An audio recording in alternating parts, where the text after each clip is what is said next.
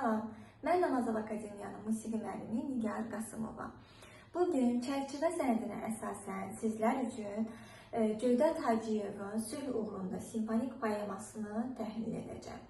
Əsərə keçməzdən öncə Cövdət Hacıyev haqqında kiçik bir xülasə diqqətinizə çatdırmaq istərəm ki, bəstəkar 1917-ci ildə Şəkidə anadan olmuş, 2002-ci ildə isə vəfat etmişdir. Ümumiyyətlə, bəstəkarın nəinki simfonik janrda əsərləri, eynilə də sonata, ballada, oratoriya, xor üçün əsərləri bəstələnmiş və dünya miqyasında səsləndirilmişdir.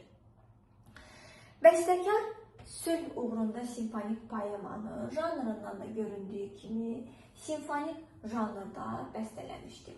Gəlin vurğulayaq ki, simfoniya janrının 4 hissəsi var. Və təbii olaraq Cövdət Hacıyev də bu əsəri 4 hissədən ibarət olaraq yazmışdır. Birinci hissə, yəni mövzu olaraq gedir sonata allegro.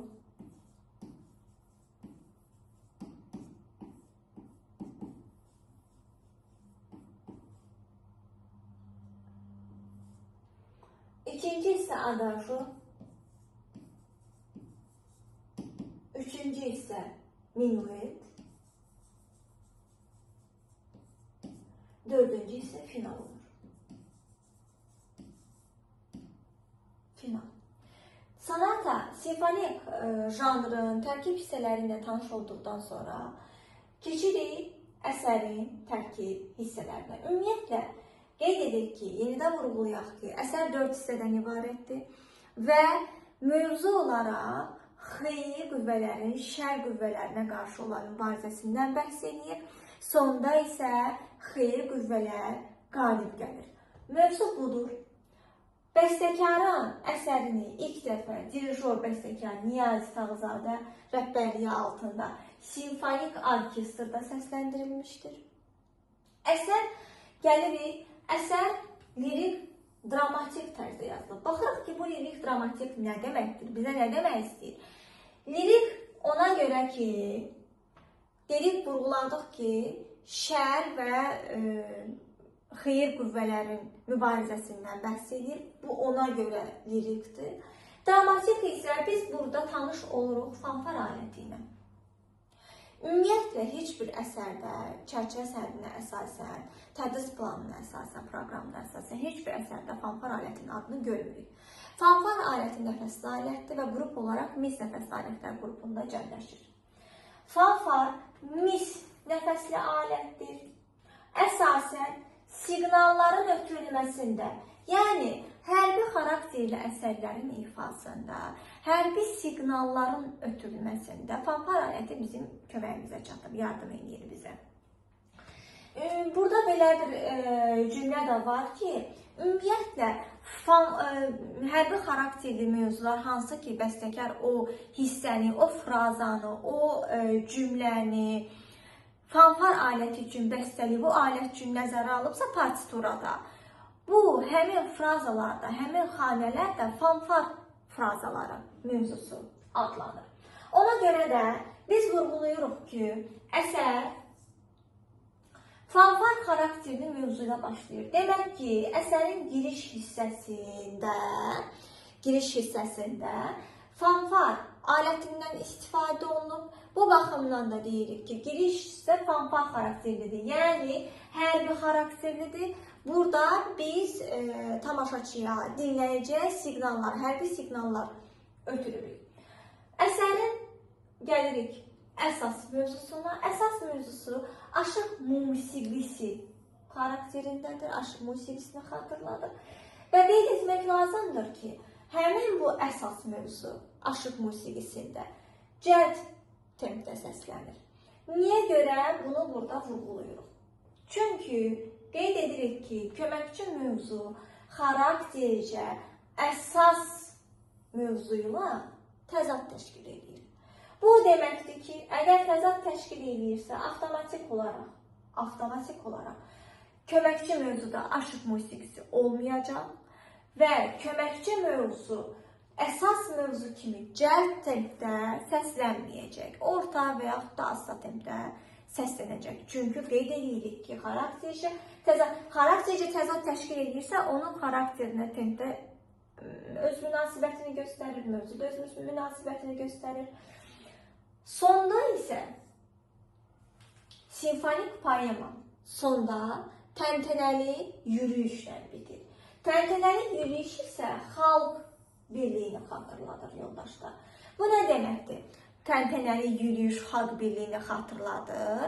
Biz qeyd etdik ki, ilk öncə izahın əvvəlindəki xeyir və şər qüvvələrinin mübarizəsində xeyir qalib gəldiyi üçün, burada da sonda xeyir qalib gəldiyi üçün təntənəli yürüyüşlə xalq birliyini, qalib xalqın birliyi tərənnüm olunur. Öz əksini burada tapır sonda. Demək ki, biz sülh uğrunda simfonik poemanı təhlil edərkən simfonik janrla tanış olduq. Fanfar mis nəfəsli alətlə tanış olduq. Bildik ki, fanfar mis nəfəsli alətdir və hərbi xarakterli frazalarda siqnalların ötürülməsi üçün istifadə olunur. Daha sonra bizə məlum oldu ki, bu əsər həm lirik, həm də dramatik iki tərzin xüsusiyyətini özündə daşıyır. Əsas mövzuda aşıq musiqisi var və köməkçi mövzu isə bu əsərdə əsas mövzu ilə təzad təşkil edir. Daha sonra isə mən sizə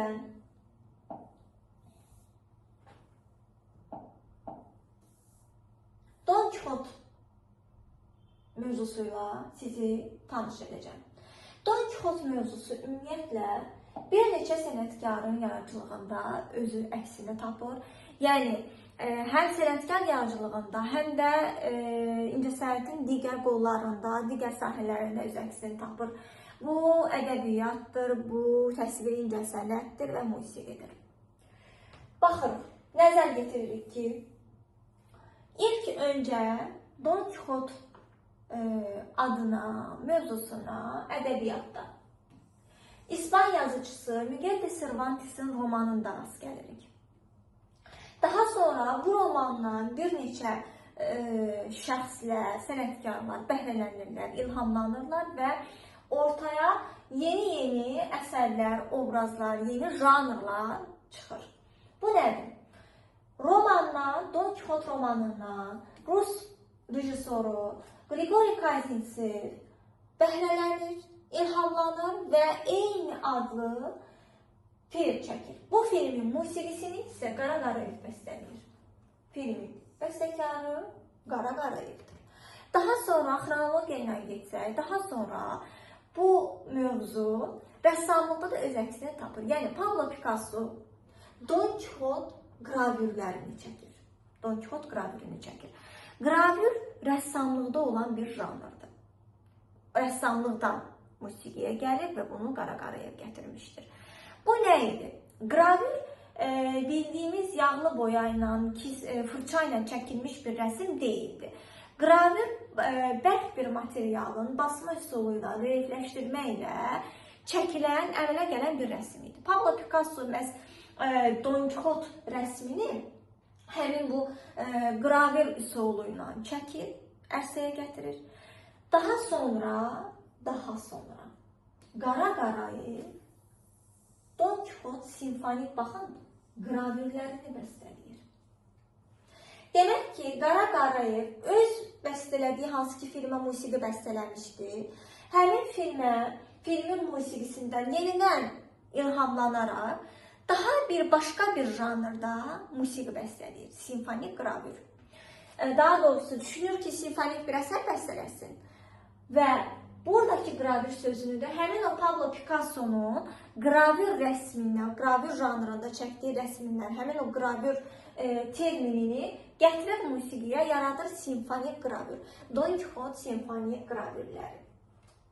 Diqqət eləmək lazımdır ki, romanda gördüyümüz Don Kixotla Simfonik qravürdə gördüyümüz Don Kixot xaraktercə eyni deyil. Romanda ümumiyyətlə biz Don Kixot, Sancho Pansa və Dulcinea bunu işarə etmək lazımdır. Çünki Dulcinea'nı digər hissələrdə biz görməyəcəyik. Don Kixot, Sancho Pansa və Dulcinea'nı görürük romanda obraz olaraq. Və ümumiyyətlə qeyd etmək lazımdır ki, romanda Don Kixot mürəkkəb və təzadlı bir xarakter idi. Təzadlı bir xarakter qəhrəman kimi göstərilmişdi. Ümumiyyətlə romanda İspan xalqının xəyalpərəstliyi də orada öz əksini tapır, sərgilənir. Simfonik qravürdə isə Don Kixot simfonik qravürləri isə ümumiyyətlə 8 silsilə pyesdən ibarətdir, 8 hissədən ibarətdir. Burada Səyahət, Aldonsa, Sancho Pansa, Pavana, Kavalka və ən sonunda Don Kixotun ölümü qravürü var. Amma nəzər yetirsək, burada 8 hissə adı yoxdur və qeyd edirik ki, Səyahət, Don Kixot simfonik qravürlərində 3 yerdə səslənir. İlk Səyahətlə başlayır, sonra Aldonsa, sonra yenə Səyahət, Sancho Pansa və ortada Sancho Pansa'dan sonra yenə Səyahət səslənir. Daha sonra Pavana, Kavalka və sonunda Don Kixotun ölümü qravürü səslənir. Və Qara Qarayevdə Don Kixot simfonik qravürünü İspan xalq melodiyaları əsasında yazılmışdır. Haşiyə çıxaraq qeyd eləmək istəyirəm ki, onun Alban rapsodiyası və Vyetnam suitası da belə deyək də, həmin xalqların melodiyaları əsasında bəstələnmişdir. Bu da Qara Qarayevin necə beynəlmiləl bir musiqi necə deyək, bacarığının olduğuna sübutdur. Qeyd edirik ki, yoldaşlar, deməli, vurğuladıq ki, Səyahət 3 dəfə səslənir və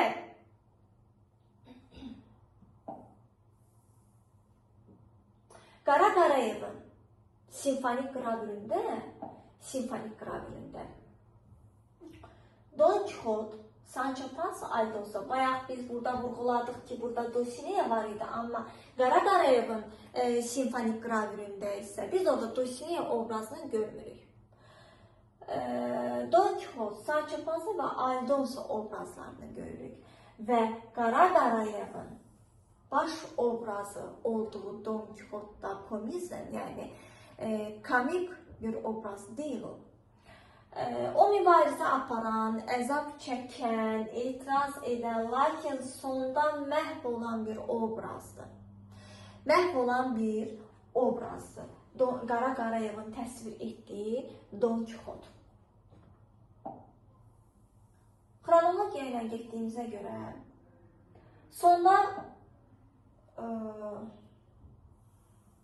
vurğulayaraq ki, ümumiyyətlə biz romanda Don Kixot adı ilə tanıdığımız qəhrəmanın əslində adı heç də Don Kixot Lamançeski deyilmiş. Bilirik ki, bu Aldonso Kixanoymuş, yəni Don Kixot onun əslində ləqəbiymiş. Biz bayaq vurğuladıq ki, Don Kixot rəsmini qravür kimi basma üsulu ilə Pablo Picasso, ilkin olaraq Pablo Picasso çəkmişdi rəssamlıqda, rəssam kimi. Ondan sonra isə Boris Ivanov Don Kixot rəsmini çəkir. Bu da artıq yağlı boya ilə, yəni fırça ilə artıq qravür üsulunda deyil, sadə yağlı boya ilə, fırça ilə çəkmişdir. Demək ki, biz öyrəndik ki, Don Kixot romanı var, filmi var, simfonik qravürü var və 2 rəsmi var. Yəni, 2 rəssamlıqda olan janrda çəkilmiş, üslubda çəkilmiş rəsm var. Biri yağlı boya ilə, biri basma üsulu ilə qravür janrında çəkilmiş şəkillər var Don Kixot mövzusunda.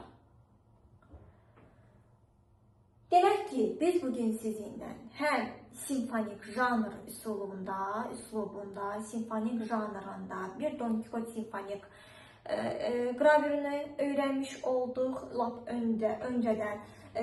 Süd uğrunda simfonik poemanı öyrənmiş olduq. Yəni hər ikisi də simfonik silsilədədir, simfonik janrdadır.